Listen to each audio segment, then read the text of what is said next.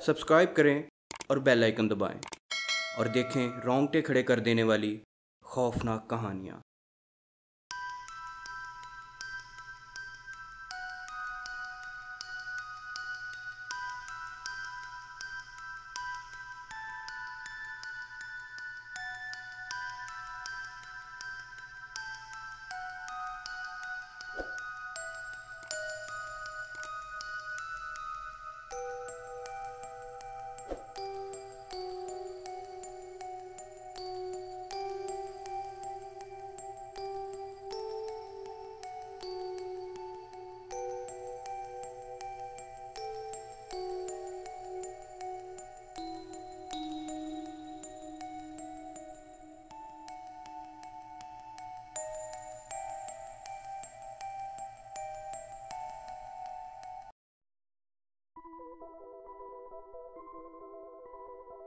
किसी चीज़ का शौक़ होना ज़िंदगी में एक अलग सा मज़ा भर देता है। अपने फारिग वक्त में हमें अपना शौक़ पूरा करना बहुत अच्छा लगता है। कुछ शौक़ आम से होते हैं और कुछ बिल्कुल हटकर, मगर शौक़ जैसा भी हो इंसान के लिए बहुत कीमती होता है। ऐसा ही एक शौक़ कबीर को भी था, शिकार का शौक़।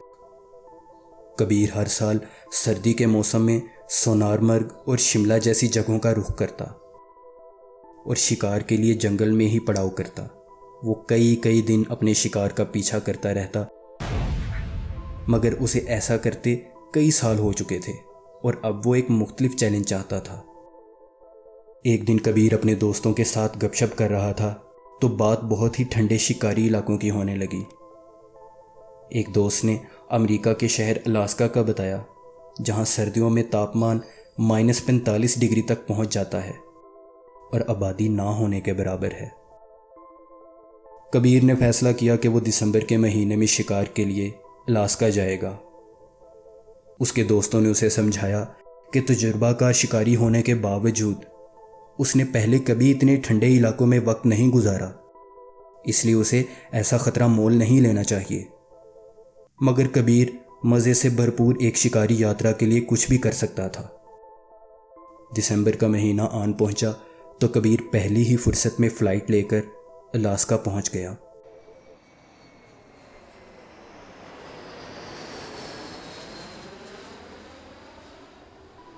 ठंड शदीद थी, मगर कबीर पूरी तैयारी के साथ आया था। वह अलास्का के एक छोटे से टाउन सिटका में पहुंचा, ज़रूरत का कुछ सामान ख़रीदा और एक रात के लिए एक छोटे से होटल में एक कमरा किराए पर लिया। कबीर ने सारा दिन टाउन के लोगों से शिकार के लिए अच्छी जगह का पूछते गुजारा। इसी दौरान उसकी मुलाकात एक ऐसे आदमी से हुई जिसने जंगल के बीचों बीच एक कैबिन का बताया, जिसे शिकारी रात गुजारने के लिए इस्तेमाल करते थे। अगली सुबह कबीर ने ज़रूरत का सामान पैक किया, जिसमें उसकी रेमिंगटन गन, एक चाकू, कुछ कपड़े और खाने का सामान शामिल था। कबीर ने एक आदमी को पैसे दिए कि वो अपनी स्नोमोबाइल पर उसे जंगल के बीचों बीच उस कैबिन पास छोड़ आए। कैबिन पहुंचकर कबीर ने उस आदमी से कहा कि वो 2 हफ्तों बाद उसे लेने यहीं आ जाए, तब तक कबीर शिकार में मसरूफ़ होगा। कैबिन लकड़ी का बना हुआ था और वो बहुत बड़ा नहीं था। कैबिन के अंदर सिर्फ एक कमरा था, जिसमें एक बेड और एक खिड़की थी। खिड़की के बाहर बालकनी थी, जिससे दूर दूर तक जंगल को देखा जा सकता था। इसके अलावा कैबिन में एक सोफ़ा था, जिसके सामने आग जलाने के लिए एक चिमनी बनी हुई थी। कैबिन के सामने कुछ खाली जगह थी, जहां कोई दरख्त नहीं था, मगर बहुत सारी बर्फ़ गिरी हुई थी। कबीर ने फैसला किया कि वो वक्त ज़ाया नहीं करेगा। वो अपनी गन और चाकू पकड़कर शिकार के लिए निकल पड़ा। सारा दिन गुजर गया, मगर उसकी किस्मत ने साथ ना दिया। दूसरी सुबह कबीर को जंगल में चलते कुछ ही वक्त हुआ था कि उसकी नज़र एक बहुत ही खूबसूरत हिरन पर पड़ी। मगर जैसे ही वो निशाना लगाने लगा तो हिरन जंगल के दूसरी पार किसी चीज़ को देखकर डर गया और दौड़कर जंगल में गायब हो गया। कबीर ने बर्फ में पड़े उस हिरन के पाँव के निशानों का पीछा करना शुरू किया। निशानों का पीछा करते करते कबीर जंगल के बीचों बीच एक जगह पहुंचा जहां कोई दरख्त नहीं था, और उस हिरन के पाँव के निशान उस जगह के दरमियान एकदम ख़त्म हो गए थे। यूं लग रहा था कि जैसे किसी चीज़ ने उस हिरन को हवा में उठा लिया हो। कबीर मायूस होकर वापस कैबिन तरफ बढ़ा तो अचानक उसे पीछे जंगल से किसी जानवर के गुर्राने की आवाज़ आई। वो फौरी मुड़ा और अपनी गन जंगल की तरफ कर ली। उसे डर था कि किसी भेड़िए की नज़र उस पर पड़ चुकी थी। कुछ देर के लिए कबीर उस जगह बगैर हिले खड़ा रहा। जब कोई हलचल ना हुई तो वो उस तरफ बढ़ने लगा जहां से आवाज़ आई थी। जैसे ही वो दरख्तों के पास पहुंचा तो उसके जिस्म में खौफ की एक लहर दौड़ गई। उसने देखा कि दरख्तों के अंदर ज़मीन पर वही हिरन गिरा पड़ा था और उसकी गर्दन से खून का एक फव्वारा निकल रहा था और एक गहरे सफ़ेद रंग का जानवर उसको जिंदा खा रहा था।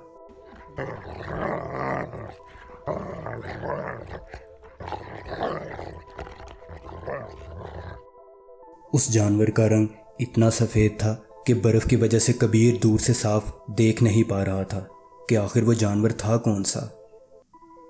कबीर खामोशी से आहिस्ता आहिस्ता कदम रखता हुआ आगे बढ़ने लगा ताकि ज़रा अच्छे से देख सके। जैसे ही वो पास पहुंचा तो जो मंज़र उसने देखा उसने उसके दिल की धड़कनें बढ़ा दी और उसके हाथ कांपने लगे। कबीर ने देखा कि उस हिरन को एक अजीब सा जानवर खा रहा था, जिसकी टांगें इंतहाई पतली और लंबी थीं। उसका सर और मुंह बिल्कुल एक इंसान जैसा था, मगर उसके लंबे लंबे दांत मुंह से बाहर निकले हुए थे और उसके पंजे किसी भी जानवर से बड़े थे और नाखून मुड़े हुए थे। ना ही उस जानवर की दुम थी और ना ही जिस्म पर कोई बाल। कबीर उस जानवर की कमर पर मौजूद बड़े और नुकीले कांटों को देख रहा था कि उस जानवर की नज़र कबीर पर पड़ी। वो जानवर अपनी पिछली दोनों टांगों पर एक इंसान की तरह खड़ा हो गया। वो करीबन 7 से 8 फुट ऊंचा था और इंतहाई पतला था। वो कबीर को देखकर इतनी जोर से गुर्राया कि कबीर ने फौरी दौड़ लगा दी। कबीर अपनी पूरी ताकत से बर्फ में तब तक दौड़ता रहा जब तक वो कैबिन नहीं पहुंच गया। कैबिन में पहुंचते ही उसने दरवाजे को ताला लगा दिया। वो सारा दिन चिमनी के सामने सोफे पर एक बंदूक पकड़कर बैठा रहा और दरवाजे को देखता रहा। रात गई, आखिरकार उसे नींद आने लगी तो वो कमरे की बंद खिड़की से बाहर देखने के बाद बिस्तर पर लेट गया। अभी उसकी आंख लगी ही थी कि छत पर किसी के चलने की आवाज़ से वो उठ गया।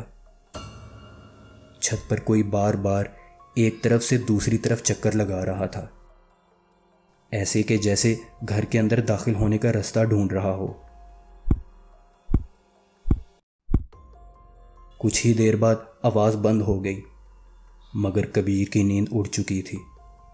वो बिस्तर में कंबल के अंदर छुपकर लेटा हुआ छत तरफ देखता रहा।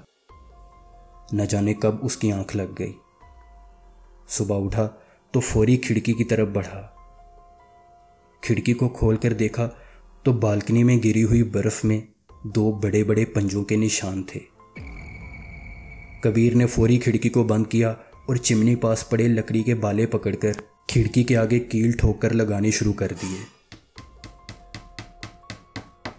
उसने सिर्फ इतनी जगह छोड़ी कि खिड़की से बाहर झांक सके और यूं ही घर के दरवाजे साथ भी किया।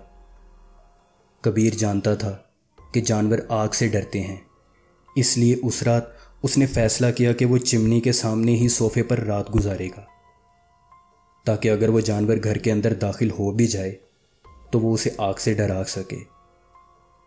जैसे ही अंधेरा हुआ तो घर की दीवारों पर किसी के खरोचने की आवाज़ें आने लगीं।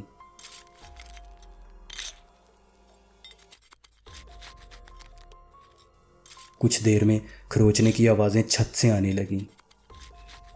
कबीर ने सारी रात फिर से जागते हुए गुजारी उसको लगा कि शायद जानवर थक हार कर घर के अंदर घुसने की कोशिश छोड़ देगा, मगर रोज़ रात को वही खरोचने की आवाज़ें आती। ये सब 6 दिन तक चलता रहा। 7वें दिन जब रात का अंधेरा छा गया तो कबीर रोज़ की तरह अपनी बंदूक पकड़कर सोफे पर बैठ गया। रात देर तक खरोचने की आवाज़ें आती रहीं, मगर उसके लिए ये अब मामूल बन चुका था। आवाज़ सुनते सुनते उसकी आंख लग गई।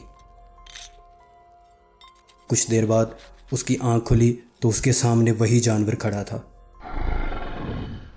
कबीर उसे अपने सामने देखते ही होश खो बैठा और फौरी अपनी बंदूक से उस पर गोलियां बरसाना शुरू कर दी।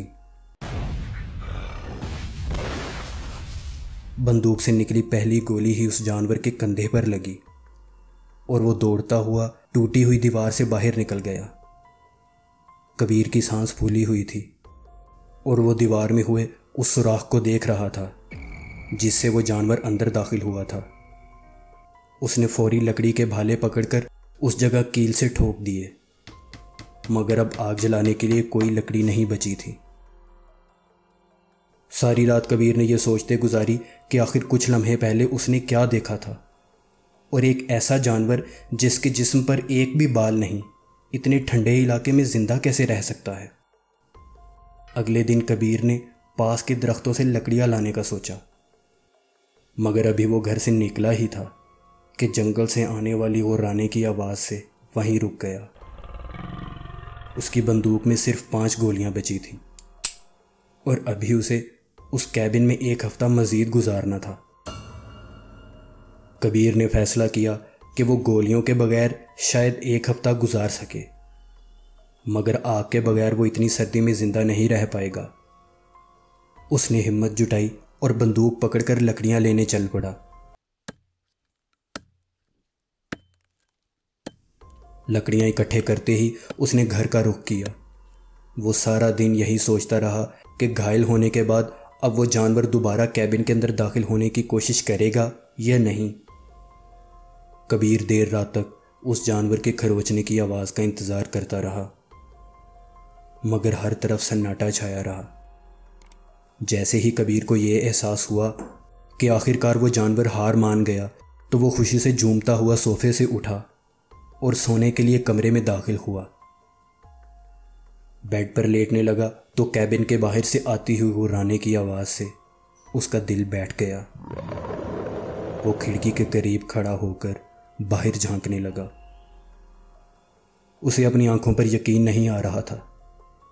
कैबिन से थोड़ी दूर वही घायल जानवर खड़ा था, मगर उसके साथ उसी जैसा एक और जानवर खड़ा था और वो दोनों कैबिन की तरफ देखकर गुर्रा रहे थे। 1 हफ्ते बाद जिस आदमी ने कबीर को उस कैबिन पास छोड़ा था, वो उसे लेने कैबिन पहुंचा।